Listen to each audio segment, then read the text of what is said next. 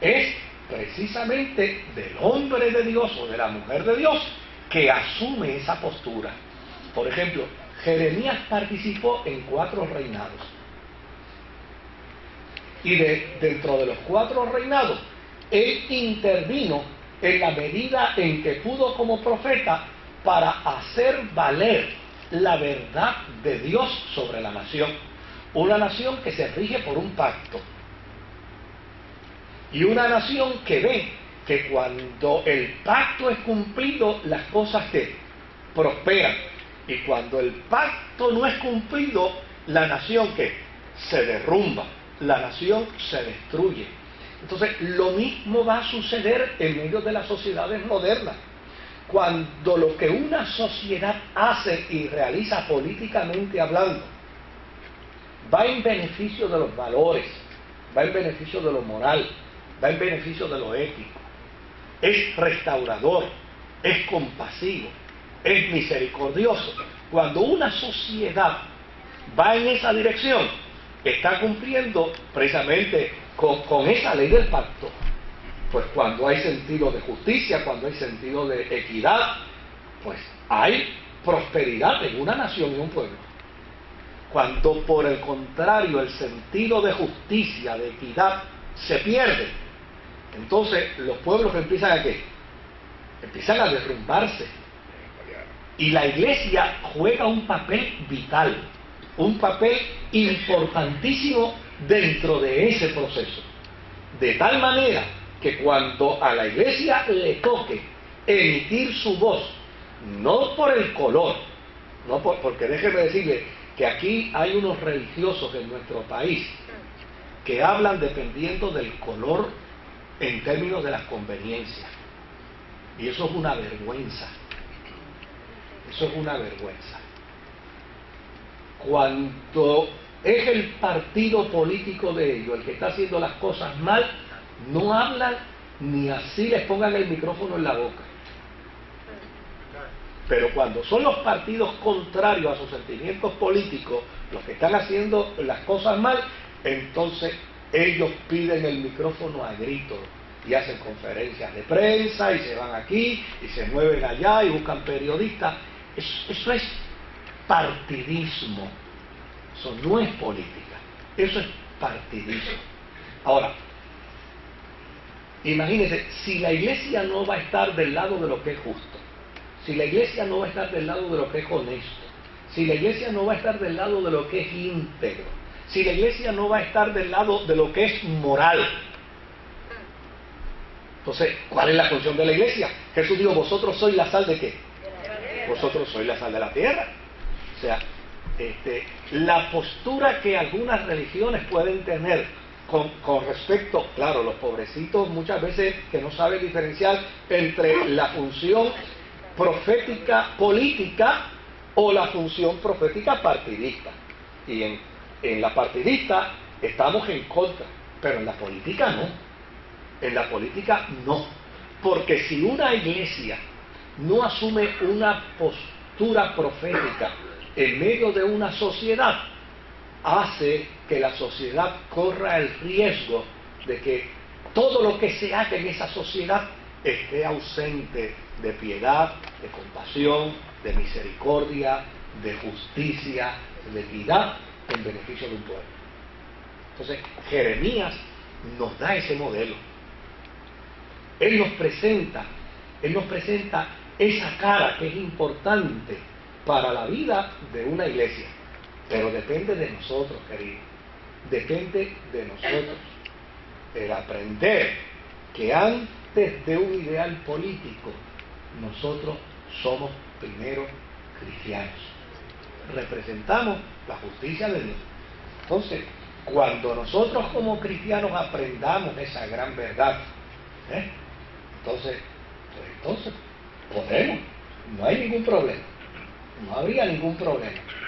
Pero yo, a veces lo que me preocupa es que en lugar, como dice la expresión bíblica, que se conviertan ellos a ti y tú no te conviertas a ellos. Ahora, fíjese por qué es importante mirar este planteamiento de la vida de Jeremías, de su profetismo, desde esta óptica. La relación de sus hombres con Dios impregna y gobierna todo lo que el ser humano hace. Aun cuando esa relación por parte del hombre es una de total indiferencia hacia Dios. Mire, es interesante, en Puerto Rico hay 2 capellanes en el hemiciclo, allá en la cosa esa del Capitolio. Esos 2 capellanes, antes de que se abra la sección, ellos hacen una oración y hacen una lectura bíblica. ¿Por qué la hacen? Bueno, porque en alguna medida todos los que están allí alegan poseer alguna fe religiosa. Por lo menos hasta ahora yo no he escuchado de un político que diga que es ateo. Ellos se cuidarán, ¿verdad? Pero yo no he escuchado en Puerto Rico a un político expresarse y decir, yo soy ateo. Tal vez podrán tener sus posturas escépticas con respecto a algunos renglones de la fe, pero ninguno de ellos ha expresado ser ateo. Así es que, básicamente, todos concurren que hace falta 2 capellanes allí por la mañana para que haga la oración y le haga la lectura bíblica y les prepare el ambiente para ellos comenzar su día de trabajo. Pero no bien ha terminado el amén, ¿verdad? No bien ha terminado el amén de los 2, cuando ya ellos han comenzado a ¿qué cosa? A caerse encima. Entonces, lo que es interesante es que al otro día, otro día de sección, vuelve de nuevo el político, los 2, y levantan sus manos al cielo y oran para que Dios bendiga y dirija la vida. Y oiga, y ninguno de ellos tiene los pantalones para decirle, mire señores, abochórnense, condúzcanse como cristianos, porque a lo mejor le quitan el guiso de capellán. ¿Eh? No somos evangélicos o católicos y evangélicos. Sí, pero indistintamente son cristianos. O sea, el problema es, no, yo no creo que porque ese trabajo es más bien un trabajo voluntario. El problema aquí es que llana y sencillamente a veces nuestras respuestas ministeriales responden a unas prebendas muy particulares. Y desde luego da un poco de prestigio decir yo soy fulano de tal, capellán del Senado,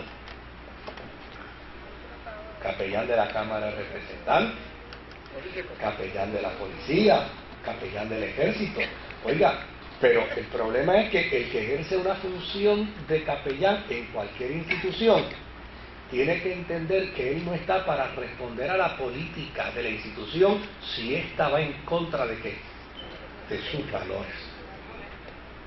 Si va en contra de sus valores, mire, yo recuerdo una vez que este templo se eligió para celebrarse la Semana de la Policía, pues.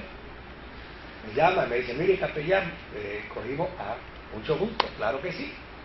Llegamos aquí, yo estoy aquí conversando con unos oficiales de la policía, viene el encargado de protocolo y se para aquí, empieza a mirar y dice, aquí va el súper y aquí va que se ni qué. Y yo escuché, cuando después un momentito, va donde usted dice quién. No, es que estamos ubicando. Le digo, no, dígame qué es lo que usted va a ubicar ahí. No es que aquí quiere, le digo, no, perdón un momentito. Este es el altar de predicación. Aquí no va ningún súper, ni va ningún gobernante, ni nadie. Usted me los coloca aquí al frente. Me los coloca allí, o me los coloca aquí, o me los coloca acá. Pero aquí arriba no. Pues entonces pues este no es el lugar. Fulano, si este no es el lugar, yo lo siento mucho. Pero ustedes aquí, yo no me siento en el escritorio del superintendente. Él no se puede subir a mi púlpito. Tan sencillo como es. O sea, eso quiere decir, no, yo sigo ejerciendo mi función, pero yo no voy a negociar lo que son mis valores y mis principios de fe. Entonces, ese elemento es lo que nos va a hacer entender bien claro. Mire, lo que es la postura profética de la iglesia no debe abandonar la posición política. Mire lo que sucedió en Alemania. En Alemania sucedió que la iglesia abandonó su posición política simplemente por unos intereses particulares. Hitler comenzó persiguiendo a los judíos. Y mientras perseguía a los judíos, los cristianos decían, eso es con los judíos, no es con nosotros. Después que terminó con los judíos, empezó con los testigos de Jehová. Pero entonces los cristianos decían, eso es con los testigos de Jehová, no es con nosotros. Pero después que terminó con los testigos de Jehová, empezó entonces con otras denominaciones. Entonces, eso es con ellos, no es con nosotros. Hasta que finalmente les tocó a ellos. Entonces, la iglesia tiene que entender con perfecta claridad. Mire, el cuento de separación de iglesia y Estado, quien lo demarca y lo delinea es el Estado, no es la iglesia. ¿Y por qué lo delinea y lo demarca? Por una conveniencia particular. No se metan en nuestra conciencia. Pero cuando nos convenga decir que somos cristianos y cuando nos convenga decir que en Dios confiamos, lo vamos a decir. Y cuando nos convenga ir a sus iglesias a buscar los votos de ustedes, vamos a llegar. Pero entonces, separación de iglesia, no se metan en mi conciencia. Sí, nos metemos en tu conciencia. Si lo que vas a hacer es indebido, si lo que vas a hacer es inmoral, si lo que vas a hacer atenta contra la dignidad de un pueblo, si lo que vas a hacer atenta contra los pobres, atenta contra los desvalidos, la iglesia tiene que meterse. Ahora, tiene que meterse con todos. No puede meterse con uno, sí, y con otros no. Bueno, yo veo tres manos. Vamos. Yo tengo una regla aquí del director que me está pidiendo que sea a las 9:15 porque le están dando quejas de las grabaciones, que la gente se les pierde. Vamos, y yo, ¿verdad? Pues me quiero reír por el decano. Que hay un tema que usted está discutiendo y lo quiere. Pues vamos a usar el micrófono. Un par de minutos lo discutimos. Con mucho gusto. Vamos a pasar por aquí primero con Torres, que levantó la mano, luego acá y luego allá con Joel. Y les escuchamos. No se nos vaya a formar aquí un motín por culpa de... ¿Me oye? Sí, te escucho. Pastor, eso que usted dijo al principio de que Jeremías si viviera hoy no estaba con eso de... Lo que pasó en Estados Unidos fue que el secularismo removió completamente a Dios de los sitios públicos. Entonces se dejaron llevar de la primera enmienda a la Constitución de Estados Unidos que dice que el gobierno no formará una religión, pero hay una comilla ahí, y después dice, ni tampoco abrogará ninguna. Y eso ellos no lo dicen, el que no cree en Dios dice nada más, el gobierno no puede formar una religión. Por eso que si usted trabaja en Estados Unidos como el gobierno del Estado o de la nación, usted al almuerzo no se puede poner a leer la Biblia, porque el supervisor le dice, mira, eso no lo puedes hacer, y si mañana lo haces yo te voy. Hasta ahí ha llegado el secularismo. Entonces usan la Constitución para tirarle al cristiano. Ya en las Cortes Federales no hay los 10 mandamientos, son cosas de cosas. Pero si un musulmán o un ateo o algo así. Por acá. En Puerto Rico ya sucedió eso una vez. Sí. Con Muñoz Marín y el obispo Montán, que lo destituyó de la iglesia, y entonces vino a Corte Martínez. Cuando sucedió lo del PAC, es así. Joel. Yo hablo de Ajá. básicamente la tergiversación que ha habido con respecto al mito Sí. de iglesia, separación iglesia-estado, pues se ha confundido, porque en realidad lo que se establece únicamente es que el Estado no puede adoptar una religión oficial. Esa es la separación. De ahí en fuera, pues, la gente ha entrado en el mito de separación y